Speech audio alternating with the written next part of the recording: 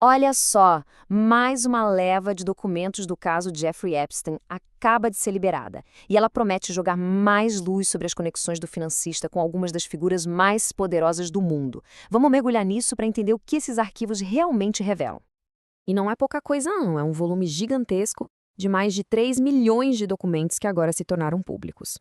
E a grande pergunta é, que segredos esses papéis guardam?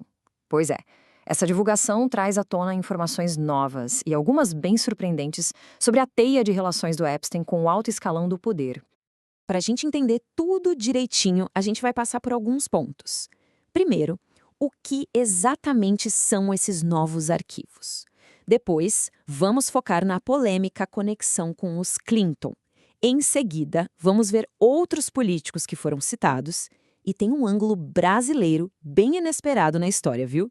E por fim, o que tudo isso significa para a imagem pública dessa gente toda.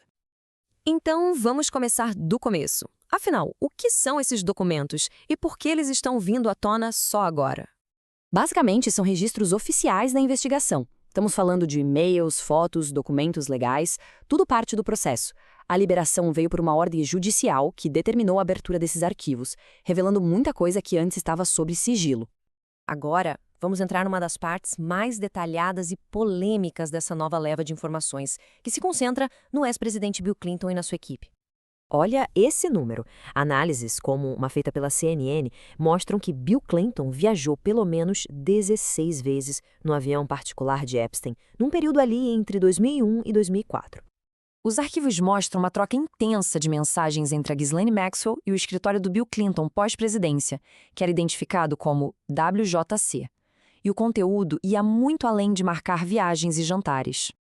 Para ter uma ideia do tom, alguns e-mails da Maxwell eram bem sugestivos, para dizer o mínimo, como este aqui, enviado para um membro da equipe do Clinton. Claro que veio uma resposta. Um porta-voz de Clinton foi categórico ao afirmar que o ex-presidente nunca enviou pessoalmente nenhum desses e-mails e que ele nem sequer compartilhava uma conta de e-mail com ninguém. E essa divulgação toda acontece no meio de um furacão político. Está em andamento uma ação no Congresso americano para declarar Bill e Hillary Clinton em desacato, exatamente, por eles terem se recusado a depor na investigação sobre o Epstein. Mas olha, a história não para nos Clinton. Os documentos não miram em um partido só e acabam incluindo alegações contra outras figuras bem poderosas. E aqui tem um ponto crucial. Tanto Bill Clinton quanto Donald Trump são mencionados numa lista de alegações de abuso sexual, compilada pelo Departamento de Justiça. É fundamental dizer que ambos negaram e continuam negando veementemente qualquer crime.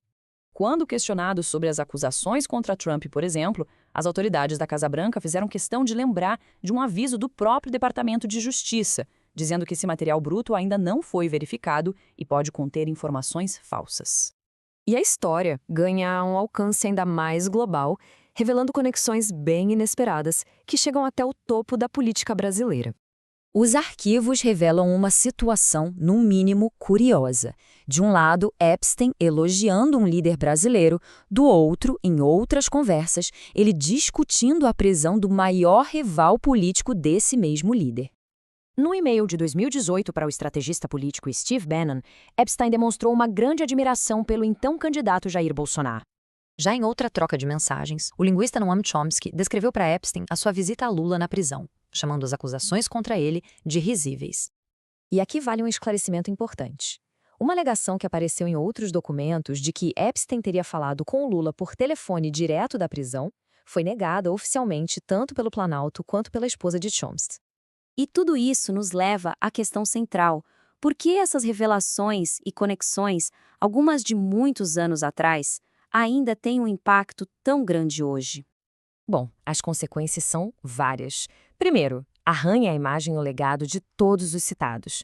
Também vira munição política para os opositores, claro. E principalmente faz ressurgir perguntas bem desconfortáveis sobre as companhias e o julgamento dessas figuras. No fim das contas, isso só aumenta a desconfiança que parte do público já tem nas elites políticas. E fica a reflexão. Esta é apenas a mais recente divulgação de documentos. Com milhões de páginas agora acessíveis e com investigadores e jornalistas mergulhados nesse material, a grande questão é: o que mais ainda vai vir à tona? Parece que a história completa ainda está longe de ser contada.